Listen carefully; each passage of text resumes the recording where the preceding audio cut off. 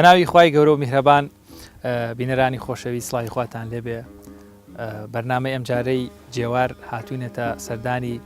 قەڵایەکی مێژوویی، جێوارێکی زۆر نەختینە و گومنام، ئەویش قەڵای شەمێرانە یاخود قەڵای شەمێرا یاخود قەڵای شەمیرایش ناو ئەبرێت. یەکێک لە قەڵا دێرین و مێژوویەکانی کوردستان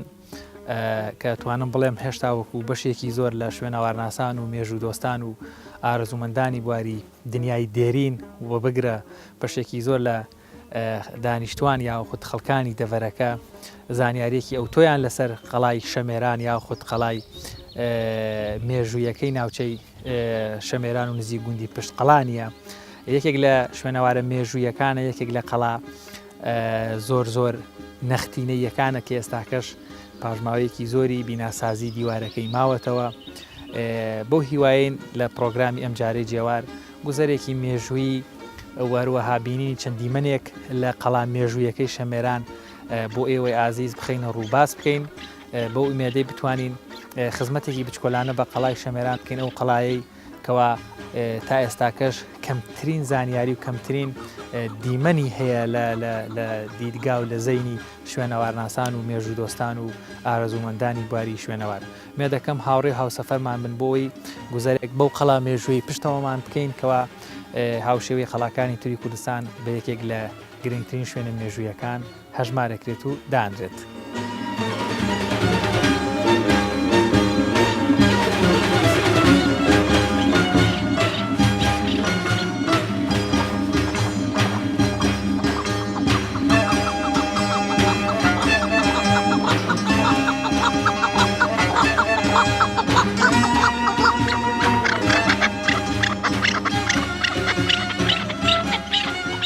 ئەگەر ئاماژە بە مێژووی بنیاتنان یاخود باس لە سەردەمی دروستکردنی قەڵای شەمێران بکەین، طبعاً شەمێران هەنێک لەو قەولە مێژوویانە یاخود هەنێک لەو زانیارە مێژوویانە لەسەر قەڵای شەمێران نووسراون. هەنێک پیان وایە هەر خودی ناوەکە جارێک لە وشەی شەمیران یان وشەی شەمیرا کە وشەیە کە هەنێک ناومانەیە ئێستش مەسەڵەن هەمانە پێوتێ حومەیرا، واتە لە ناوی ئافرەتێکەوە وەرگیراوە بۆ قەڵای شەمێران، ئافرەتێک بە ناوی شەمیرا یان هومەیرا دواتر لە بۆ بە شەمێران ناوچەکەوە. پێی خوی گشتی قەڵاکە یاخود ئەو تاریفانی بۆ ناوی قەڵای شەمێران ئەکرێ. ئەو قەولانە هەیەکەوە ڕۆژگارێک لەم قەڵایەدا هاوشانی سوپاسالاری قەڵاکە ئافرەتێکیش بەو ناوەوە هەبووە، هەر لەبەر کاریگەری و ڕۆڵی ئەو ئافرەتە لە دەسەڵاتی سیاسی لە ناوچەکە وای کردووە قەڵاکە بە قەڵای شەمێران یاخود کە لە ئەسڵا خودی ناوەکە شەمیران بووە بە شەمێران و براوە بەسەر ناوچەی هەم خودی شەمێران هەم قەڵای ئەم قەڵایەش کە قەڵای شەمێرانە. ئەکرێ خودیان پێم وایە ڕەنگە خودی ناوی شەمێرانەکە کۆنتر بوو بێ و قەڵاکە کە لێرە بنیادراوە هەر لەبەرەوەی کە لە ناوچەی شەمێران بۆ پێم وایە ناویان نابێتە قەڵای شەمێران، لەنا ڕەنگە لە ڕابردووە ئەم قەڵایە ناوی بنکەیەکی سەربازی بوو بێ یان هەر ناوێکی ترکە لەلایەن دەسەڵاتداری و سیاسەتی ئەو کاتەوەکەوە لێرە دەسەڵاتی هەبووە بەکاراتوە. لە ڕووی مێژوویەوە تەواوی شوێنەوارەکانی کوردستان، تەواوی قەڵا سەربازەکانی کوردستان کۆمەڵێک تەمومژی مێژووی، کۆمەڵێک پرسیاری وەڵام نەدراوەیە تەواوی مێژووی سەراپای شوێنەوارەکانی کوردستانی گرتووە. بەڵام هەر شوێنەوارناسێک هەر مێژووناسێک کە سەردانی ئێرەی کردو و وەروەها لە یاداشتەکانیان نووسیوێتی و یاخود ئەو پرسوجۆیی لەسەر دەربارەی مێژووی قەڵای شەمێران کراوە، یان ئەتوانین بڵێن هەر بەوردبوونەوە لەو پێک هاتە بیناسازیەی کەوا ئێستاکەش لە قەڵای شەمێرانە ماوەتەوە ئەو بیناسازیی بەدیەکرێت، ئەتوانین بڵین لەسەر بنەمای ئەو بیناسازیەی کەوا ئێستاکە هەیە، یان مقارنەیەک بکەین لە نێوان ئەم جۆرە لە بیناسازی کەوا لە قەڵای شەمێران هەیە بە بەراورد بە بیناسازیەکانی تری قەڵاکانی تری کوردستان و کە تا ڕادەیەک مێژوەکەیان دیارە کە زۆر لە یەکەوە چین، ئەتوانین بڵین ئەم بیناسازیەکی ئێستاکە هەیە بە شێوازێکی زۆر لە بیناسازی قەڵاکانی تری وەکو سرۆچک، قەڵای دووکان، قەڵای با بڵێن زۆرێک لە قەڵاکانی تری کوردستان لە یەکەوە نزیکن. ئەمەش ئەوەمان بۆ دەرەخا ئەم قەڵایە مێژوەکەی ئەتوانین بڵین یەکێک لە میرنشینە گەورەکان کە دەسەڵاتیشی لەم ناوچەیە هەبووە بە تایبەتی ئەویش میرنشینی ئاردەڵانیە سوودی لەم شوێنە مێژویانە وەرگرتوێ سوودی لەم قەڵا مێژویانە وەرگرتوێ ئەم قەڵانەی دروست کرد بێ بەڵام نابێ ئەوەشمان لە یاد بچێت دەسەڵاتدارێتی ئەردەڵانی کە دروستە بێ و فراوانە بێ هەمیشە بەشێکی زۆری قەڵاکانی ئاوەدان کردوێتەوە نەک بنیاد نابێ بۆیە ئەکرێ بڵین لە بەشێک لە دیوارەکانی بناغەکانی ئەم قەڵایە تا ڕادەیەک مۆرکێکی دەورانی ساسانیان پێوە ئەبینرێت وەک ئەوەی بڵێن خودی قەڵاکە لە سەردەمی ساسانی یاخود ساسانیەکان بەکاریانێ نابێ ئەکرێ هەر هاوسەردەمی ساسانیەکان میر و دەسەڵاتدارە کوردەکانی ناوچەکە ئەو هەرێمە سەربەخۆی و ساتراپانەی هەبوون دەورانی ساسانی بۆ بەتایبەتیش کۆتایی دەسەڵاتی دەورانی ساسانی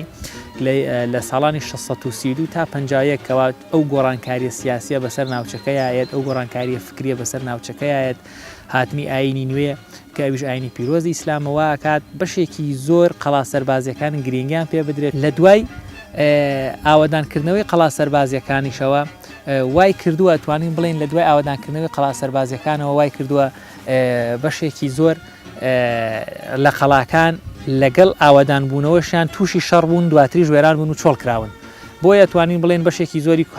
قەڵاکانی کوردستان کەوا بەم پێگاتە جوگرافیایی و بەم پشتە شوێنە سەختە دروستکراون هی ئەوە بووە لە کۆتاییەکانی دەورانی ساسانی لەبەر زروفەتی حاڵەتێکی تەواو ناچاریەتی ڕوبەڕووبوونەوەی شەڕ ئاوادان کراونەتەوە پاش فترەیەکی 56 ساڵەی کەوا گۆڕانکاری بەسەر ناوچەکەی هەمووی چۆڵەکرێ و وێرانەکرێ و دواتریش لە سەردەمی دەورانی ئەردەڵانی چووکە میرنشینێکی بەهێزی ناوچەکە بێت بە درێژایی چەندین سەدە فەرمانڕەوایەتیە کات بەشێک لەو بیناسازیانەی ئاوادان کردوێتەوە سوودی لێوەرگرتون بۆ کۆنتترۆلکردنی هێز و دەسەڵاتی سیاسی ناوچەکە وەیە بە شێوەیەکی گشتی ئەتوانین بڵین ئەکرێ ئەمەی ئێمە بیڵێن بە هەڵکۆڵینێکی شوێنەواری یاخود بە وردبوونەوەیەک لە شوێنەوارەکان وا بکات ئەوەی کردومانە بڵین تێکی تری بکاتەوە یاخود گومانی بخاتە سەر و باڵێن فەشەل بۆ چونانە بێنێ بەڵام ئێستا کەش ئەگەر هەر لێکۆڵین یان با بڵێن بەرڕەسیەکی خێرا سەتحیەکی ناوچەکە بکەیت ئەبینین کۆمەڵێک پاشماوی شوێنەواری کۆمەڵێک پارچە گۆزە و کۆمەڵێک کەرەستەی سەربازی بینی کە کرێ ئەمانە لە کۆنا سوودیان لێوەرگرا بێ بۆی کە ئێرە بنکەیەکی سەربازی بووێ بۆ نمونە ئەم پارچە لە ئاسنا کەوا لەسەر ئەکرێ تەواوکەری تەورێک بوو بێ بەڵام لەم بەشەیە لە ناوە پچڕ بووە کە هەر بەبێ بردنە مختبەر ئەکرێ ڕەنگە بە تەجروبەیەکی سادە بۆ دەرکەوێتەوە ئاسنەکە ئاسنێکی کۆنا چونکە خاوێنی ئاسنەکە دیارە هەر لە کوورەیە توێنراوەتەوە ئیشی لەسەر کراوە ئاسنێک نییە لە کارگەکانی ئەمڕۆیە سوودی لێوەرگرا بێ ئەتوانین بڵین ئەم ئاسنا بەلایانی کەمەوە ڕەنگە 1000 ساڵێک لە مێژووی دروستکردنیە تێپەڕکردوێت چووکە کوالێتیەکەی و نوعەتی دروستکردنەکەی و کێشەکەی ئەوەمان پێڵێ ئەمەش ئەتوانین بڵین یەکێکە لەو بەڵگانەی کەوا لە ڕووی سەربازیەوە ئێرە بەکار هاتووە یاخود ئەمە پارچەیەکی ئەو چەک و ئەسلحانەیەکەوا لە کۆنا لەلایەن سەربازانی ئێرەوە بەکارات و ئەکرێ زۆر لەمانش لە ژێر خاک و خۆڵەکەیە هەبێ ئەگەر بکرێت و تیمێکی شوێنەواری گروپێکی زانستی ئیش لەسەر ئەم قەڵایە بکەن مێژوویەکی ڕوونتر کۆمەڵک پرسیاری وەڵام نەدراوە وەڵام بدەنەوە و هەر تەواوکەری مێژوویەکی دێرینی ناوچەکە بن بۆ بەشێکی زۆری مێژووی کوردستان بۆیە بە شێوەیەکی گشتی توانین بڵین ئەوەندە بەڵگەی شوێنەواری مێژووی لە قەڵای شەمێرانە هەیە کە بتوانین ئەوە بسەلمێنین کە بڵێ قەڵای شەمێران قەڵایەکی مێژوویە یەکێکە لە گرنگترین ئەو هاوشەوی گرنگترینەکانی تری کوردستان وەروەها مێژوویەکی دێرینی هەیە خۆشبەختانە بەشێکی زۆری پاژماوەکەی ئێستاکەش ماوەتەوە و بە شێوازێکی زۆر سەرنجڕاکێش دروستکراوە بەڵام لەسەر و هەموو شێوە بەداخەوە هەم لەبەر دووری لە شوێنی نیشتێجەبوونەکانەوە ئێستاکە شوێنی ڕێگەوبانەکەی بۆ گەیشتن بێرە زۆر سەختە بۆی ڕەنگە بەشێکی زۆری هاوڵاتیان نەتوانن بێن ئەم شوێنە مێژوویە ببینن بەشێکی زۆری خوێندکارانی بواری شوێنەوار و شوێنەوار دۆستان نەتوانن بێن ئەم دیمەنە جوانانەی شوێنە مێژوویەکان ببینن بۆ ئومێدەین ئاوڕێک لەم قەڵایانە بدرێتەوە بە چاکردنی ڕێگاوبانەکانیان بە دانانی سەرپەرشتیار و چاودێرێک بۆی کەسێک نییە دیوارەکانی تێک بدا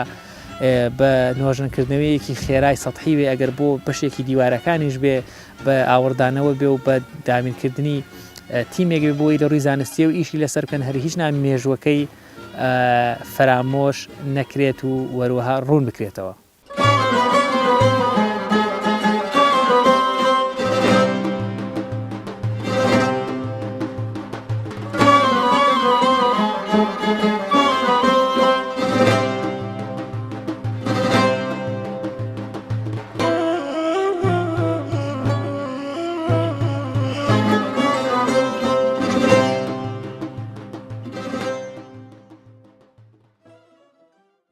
لە ڕووی جوگرافیاییەوە هەڵکەوتەی جوگرافیایی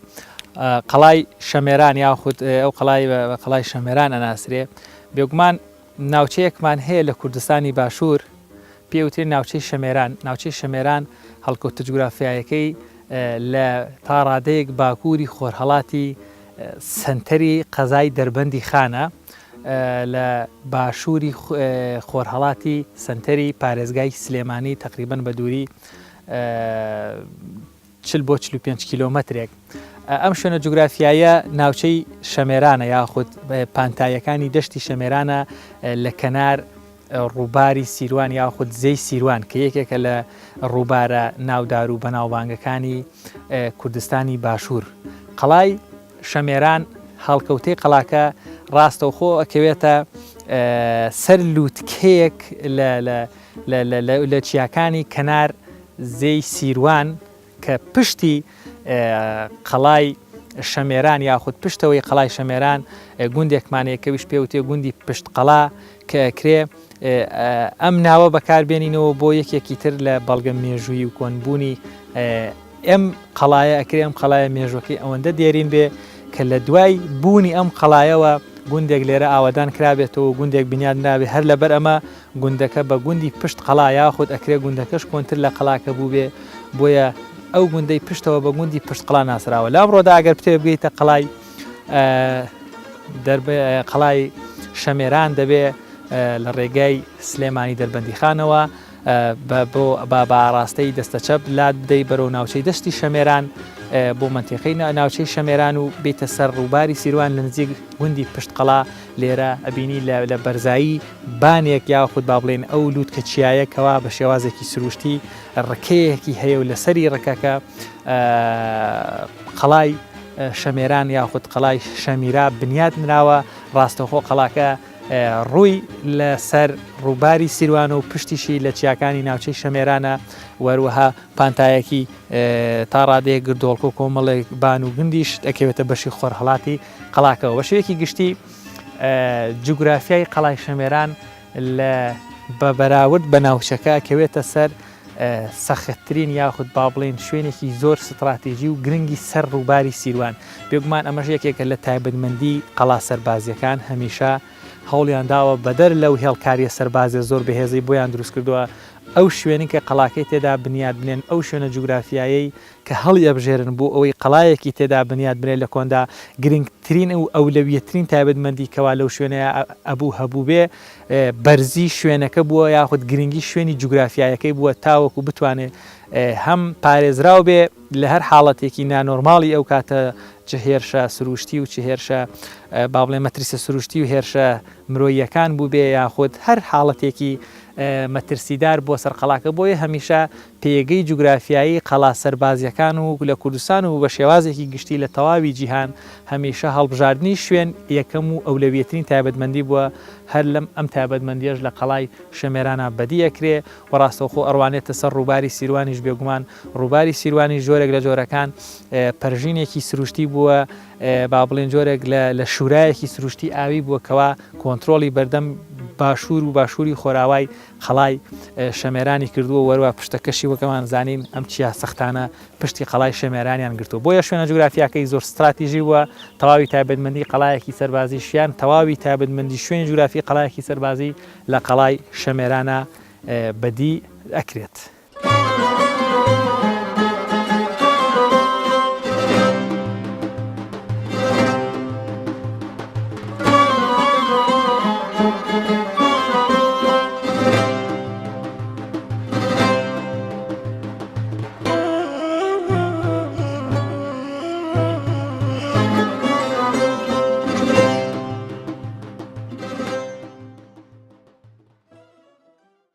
تامان ئەگەر لە ڕووی پێک هاتەوە باسی بکەین قەڵای شەمێران بنیات نراوە بە بەردی سروشتی ناوچەکەواتە بەردەکان نەتاشراون هەر هەمان بەردی سروشتی ناوچەکەن کۆکراونەتەوە لەگەڵ مادەیەکەوە لە گەچ و ساروت یان گەچێکی زبرە و بەشێک لە قسڵیشی تیا بەکاراتوە بە تایبەت بەشی ناوەی دیوارەکە ئەمانە مادە چەسپاندنەکانی نێوان بەردەکان بوون بە شێوەیەکی گشتی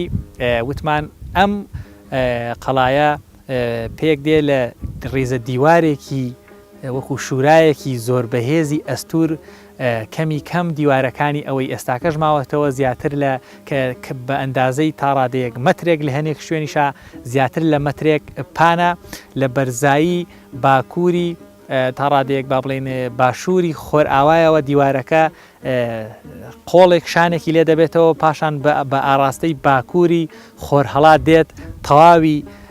باکوور و باشووری خۆرهەڵات دیوارەکە شورای بۆ کراوەگە بینین ئەم بەشێک لە دیوارەکەی لە پشتمانەوە ئەم ئاراستە ئەم شانەی بۆ ئەم سەرەوە گرتووە کە وتمان ئەم بەشەش بریتە لەو بەشەی ئەو بانە بەرزە یاخود ئەو ڕکەچیایی کەوا بە شێوەیەکی سروشتی خۆی هەروە هەڵکەوتووە ئەم بەشانەی پشتەوەی خوارەوەی ناتوانێت مرۆڤ بە ئاسانی سەرکەوێتە ناویەوە بەڵام ئەم بەشەی ئێرەی کەوا بەم دیوارەش گیراوە ئەمە لە ڕووی پێکهاتەی دەرەوەی یاخود لە ڕووی پێکهاتەی لێوارەکەی کەوا بەم دیوارە ئەستورە دروستکراوە لە بەشی ناوە وەشیاوەگە بینین کۆمەڵێک غورفە و کۆمەڵێک بورجی نیزامی دروستکراوە کە ئێستاکەش بە سیرکردن لە بورجەکان بە ئەندازەی تا ڕادەیەک 4 بۆ 5 مەتر ئێستاکەش لە یەکێک لە بورجەکانیا هێشتا هەر بە باشی ماوەتەوە بۆ دیواری ناوەشی سواغ دراوە بە هەمان ئەو مادانەی گەچ و قسڵە بە شێوەیەکەوە هیچ بۆشاییەک لە نێوان دیوارەکانە نەماوەتەوە وە تێبینیەک زۆر هەستی پێیەکرێ بۆ زیاتر ئەوە سەلماندنێکی زانستیانەتر لە ڕووی بیناسازیەکەیەوە بۆ مێژوەکەی لە ڕووی پێکهاتەوە کەمترین کونەمەتەرێز یاخود بۆشایی دیوارەکانە بینرێت ئەمەش زیاتر واکات مێژووی کۆنتر بگەڕێنێتەوە بۆ ئەم دیوارە ئەکرێت لە بەشی سەرەوە دێبوو بێ بەڵام لە بەشەکانی خوارەوەی کەوا تا ڕادەیەک هەنێکیشی هەن هەیە کە دووقاتە چکە کرێ لەبەر بەرزی لێواری چیاکە بۆ سەرەوە کرێ ئەو دیوارانە زیاتر لە 4 بۆ 5 مەتر بەرزترن هەر مەترێکی 2 مەترێکی لە ئاستی بەشێکی چیاکە بوو بێت و واتە جۆرێک لە جۆرەکان لە قەڵایەکی دووسێقاتە دروست کراوە و لە بەشی باکووری خۆرهەڵاتی شا ئێستاکەش بورجێکی زۆر گەورە ماوەتەوە کە بورجەکەش تا خوارەوە ئێستاکەش بە قادرمە شوێنەکەی هەر ئەبینرێ ئەکرێ لە کۆنا بە سێ تەبەق چوو بێتنە ناو ئەو بورجەوە و وەکو قورفەیەکی گەورە وەکو شوێنێکی حەشارگایەک و تا ڕادەیەک شوێنێکی مۆڵگەیەک سوودیان لێ وەرگرتووە و لە دامێنی قەڵاکەشا کۆمەڵێکی زۆر غورفەمان هەیە ئەوەی ئەبینێت پێم تێڕوانینێک هەیە کە ڕەنگە ئەم قەڵایە لەبەر شوێنە جوگرافیایەکەی تا ڕادێک قەڵایەکی جۆرێک لە جۆرەکان چاودێری وەکو بنکەیەکی کۆنتترۆل بوو بێ لە نێوان ئەم سنوورانە ئێرەیە پێم وابێ ئێستاکەش سنووری شەمێران لەگەڵ سنووری ناوچەی تاوەگۆزی و سنووری ناوچەکانی دەروبەری هەڵەبجە لە خۆرهەڵاتەوە و ناوچەکانی بەرەو دەشتی گەرمیان لە باشوورەوە لێرە تا ڕادەیەک ئەم بەروبەری ڕووباری سیروان جۆرێک لە سنوورە ئێستاکە جۆرێک لە دوو مەنتیقی جیاوازە ئەکرێت لە کۆنا هەمان سنوور هەمان دەسەڵاتی سیاسیش هەبوو بێ ئێرە قەڵایەکی زۆر سەختە زۆریش بەهێزە بەڵام بچووکە هەمیشە قەڵا بچووکە سەختەکان لە کۆنا دروستکراون بۆ چاودێریکردنی ڕێگاکان بۆیە من لێرە زۆر لەبەر بوونی هێلانەیەکی حەشراتێکی زیان بەخش لێرە زۆر درێژە بە بابەتەکە نادەم لە باسی پێگاتەکە ئەچینە لای بورجە سەرەکیەکەەوە تا هەجومیان نهێناوە بۆ من ئەلەم بەشەوە یا ئەڵڵا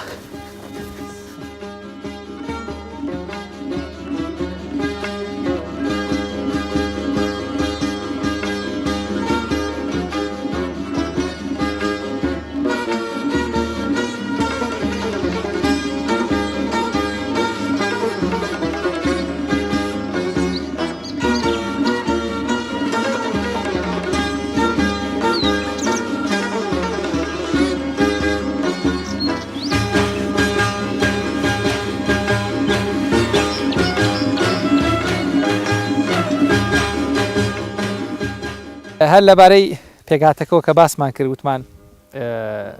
قەڵاکە پێگەی بنیاددان و شوێن جوگرافیای قەڵاکە وەگە بینین ئەم بەشەی ئێرەی دیوی خۆرهەڵاتێتی بورجەکان لە لێواری ئەو ڕکە چیایە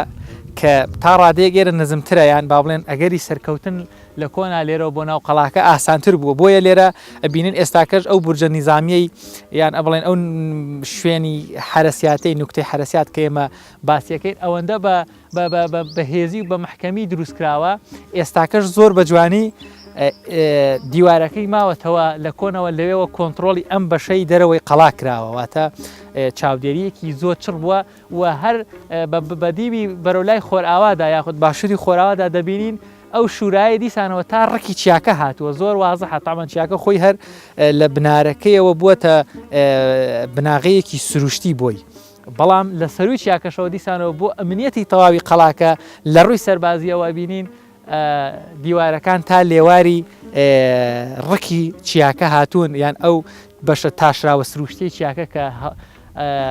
سەرکەوتن بەسەریا زۆر ئەستەما ئەبینین زۆر بە جوانی ئێستاکرد ئەو ڕیزە شورا و ئەو بورجە و ئەو دیوارە کەوا لە کۆنا دروستکراوە بۆ ئەم بەشی خۆرهەڵاتەی کە تا ڕادەیەک بە بەراورد بە بەشی خۆراوای و بەشی باشووری خۆراوای کە هەر خودی چیاکە بووەتە بربەستێکی سروشتی بۆی ئاسانتر ئەمەیان بۆ دروست کردووە تاوەکو تەواوی ئەم بەشەی خۆرهەڵاتی قەڵاکە کۆنتترۆل بکرێت یاوە خۆ چاودێریەکی چڕی بخرێتە سەر لە کۆنتە.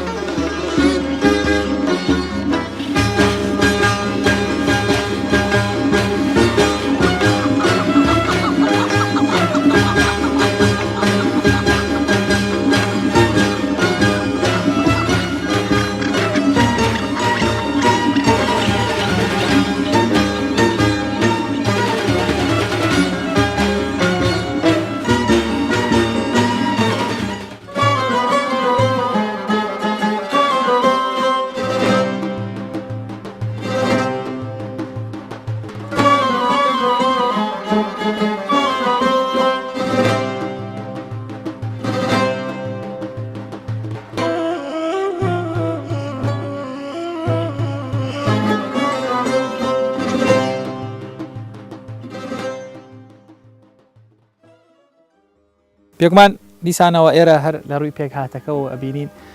ئێرە ئەم بەشە هەمان ئەو دیوارەیەکەوە چێتەوە ئەو بورجە نیزامی لێرەیە بە ڕاستەی باکووری خۆرهەڵات بۆ باکووری خۆراوا درێژە بێتەوە لێرە بەشی کۆتایی دیوارەکە ئەبینرێت